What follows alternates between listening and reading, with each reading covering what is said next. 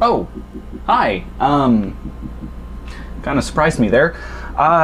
Was just gonna have some lunch, but I mean, I guess if you're here, we could talk about food. Let's go. So let's first start with the history of food. So we'll open up a book here and just kind of talk about, our relationship with food as a human species. We've always been grazing animals. You see it today as a person. You walk around and you pick food, or you may snack throughout the day. For the most part, if food is around, you're just gonna, maybe pick a little bit at it or have it. We still have our meals, but for the most part, it's in our biology to graze or eat as we're moving, like just little calories here and there. Now, it wasn't until the development of agriculture, which historians actually mark as a pivotal moment in human history, and rightfully so.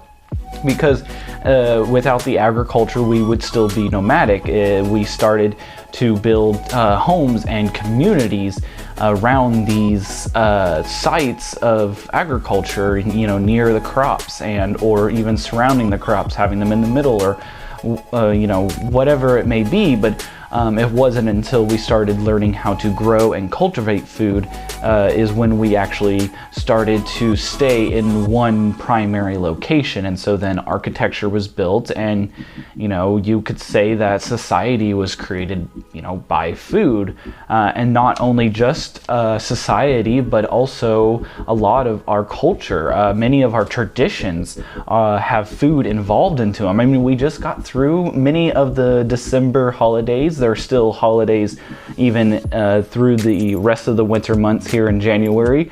And if you think about any holiday throughout the year, there is food that's going to be involved in that holiday for the most part. Or even there are holidays that involve the restriction of food. So many fasting holidays are also. So there's still food involved within the idea of these traditions and these cultural or religious practices. All right, so that brings us into the food of today. Like, you can go just about anywhere and find food, and it has caused a problem in our nutrition.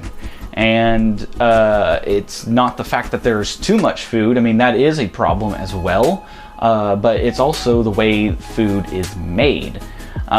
So I wanted to discuss this for a while now and talk about how, like a lot of labs and places where food is made, there is manipulation of the food involved. And I'm not just talking about GMOs. I'm going to talk about that in just a second. What I want to really talk about is how a lot of chemists like to change the taste profiles or add flavor to certain foods to make them taste a certain way, to make you crave more of them. The biggest example that I can think of, or that is best relatable, is probably like Taco Bell and its meat, and the fact that it's been reported to be like 40% beef. And so and it's not just the beef, it's a lot of the different foods that they get has been manipulated in a way that will taste like the optimum or its best. That's where a lot of these top chemists are getting jobs at, or these food labs.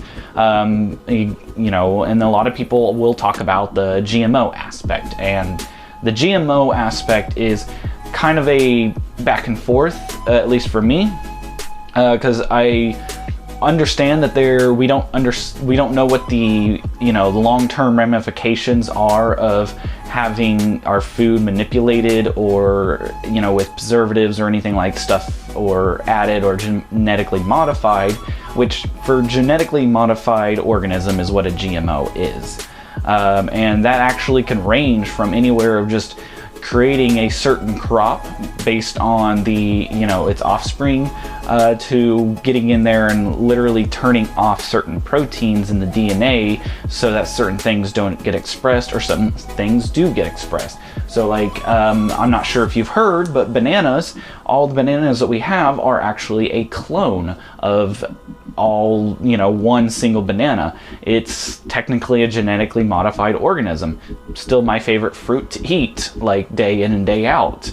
Again, we don't understand the long-term effects of this, but really all they did was just take the same plant and clone it, and plant that seed and grow those banana trees.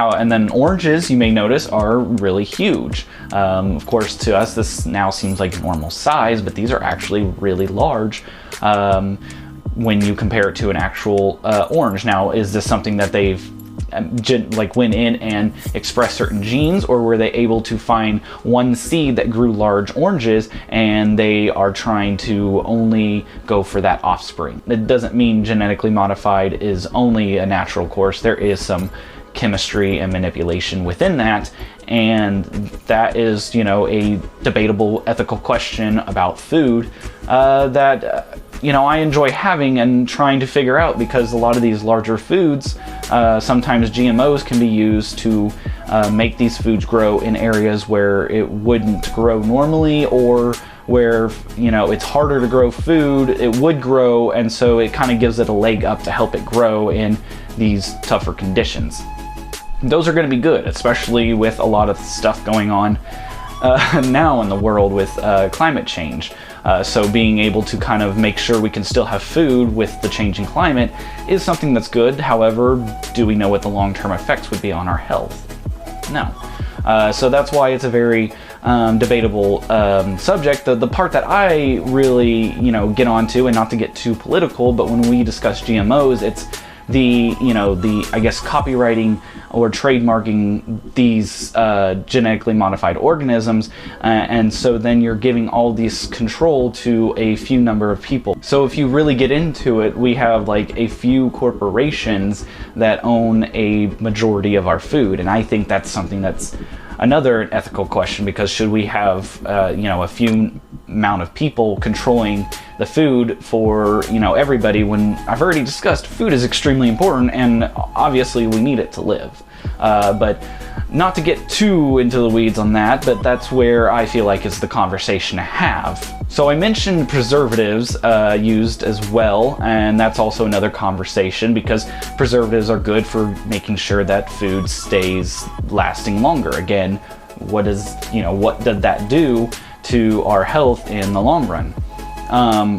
Another problem that really needs to be addressed is probably the sanitation in all these food labs. So you all may have heard of The Jungle, written by Upton Sinclair, may have learned about in school, but what it is about somebody who is working at a meat factory and noticing all the poor sanitation conditions, people losing fingers in the meat and it getting processed and sent out, like that kind of stuff. And so a lot of, once that book was written, there was a lot of changes in the way our food was handled, and that's kind of where the birth of the FDA comes in. So the Food and Drug Administration gets made to make sure that our food is safe for us to consume. So that might be something that we need to also address and look at, because it's not something that has stopped. Just because it happened one time and we made these regulations, there's sometimes been pushback, and then there's sometimes been things that we didn't consider or they didn't consider at the time. And so sanitation may actually help us to limit or not have to use so much preservatives, so that food doesn't spoil as easily. There could be debates on both sides about that, because food is going to inherently expire because it is an organism, but should we be putting preservatives in it, or should we be focusing on making sure that whatever microbe that helps speed up spoiling of food, making sure that it doesn't get in there in the process, or that it gets taken out in the process, so then we're not having to worry about adding things to the food. We're just trying to pull back some things, but then who knows if that's something that should happen, because a lot of people will have ethical dilemmas about just about anything. So those are just kind of the views on how I feel food is treated today. And the main point that I really wanted to get into was just the understanding of how the poor nutritional food is manipulated in a way to make you crave it and want it more versus the healthy and natural food. But I also didn't, I don't want you getting bogged down, or should I have organic and non-GMO and all this kind of stuff. And I think at the beginning, when you're transitioning from, fast food and the fried foods, or, super greasy foods, transitioning away from that, I don't think it should be a huge concern. But once you start getting into more of a healthy lifestyle, then you can start asking those questions and seeing what's right for you and what you feel like is the best course for your body and your health. All right, I hope everybody had a great new year and stayed safe this year. I know this is the time for people to make resolutions. Most of those are usually always being a fitness related resolution, either getting more active or losing weight or what be it. Now, I'm not a nutritionist, so I can't really set any meal plans or make specific meal choices for you. However, I can give you nutritional guides on telling you what are the best ways and how much of each type of macronutrient to eat, and some of the best foods to look for, or some of the worst foods to avoid. If you are looking for a personal trainer or some help with fitness, I am actually doing a deal right now where I'm doing half off of my 3-month and 6-month for both in-home or online training. So if you want to know more about that, please reach out to me. Find out what it's like to work with a personal trainer who really does care about you achieving your goals. Thank you so much for watching this video. If you like this video, please definitely give it a like. If you want to see more videos, follow and subscribe. I try to release videos weekly. And with all that, I want you to stay happy, stay healthy, and stay hydrated.